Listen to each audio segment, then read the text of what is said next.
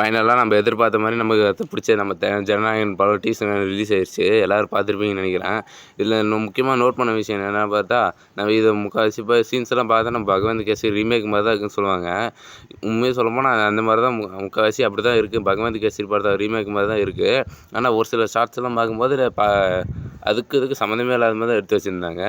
ஆனால் அப்புறம் இன்னொரு விஷயம், முக்கியமான விஷயம் என்னென்னா, நமக்கு வந்து தளபதி திரும்ப வந்தால் போதும். ஏன்னா இப்போ எல்லோரும் அதான் எதிர்பார்த்துக்கிட்டு இருக்காங்க. நானும் அதான் எதிர்பார்த்துக்கிட்டு இருக்கேன்.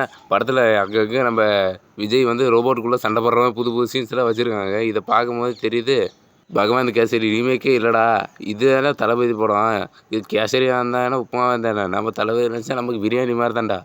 இங்கே எத்தனை பேர் நம்ம ஜனநாயகன் படத்துக்கு போவீங்க? மறக்காமல் கமெண்ட்டில் சொல்லிவிட்டு போங்க பார்க்கலாம். அதோட உங்களுக்கு டிவிக்கு பிடிக்குமா பிடிக்காதுன்ற மறக்காமல் கமெண்ட்டில் சொல்லிட்டு போங்க. நம்ம கமெண்ட்ஸில் வந்து தளபதி விஜய்னு மறக்காமல் சொல்லிட்டு போயிருங்க பார்க்கலாம். I am coming.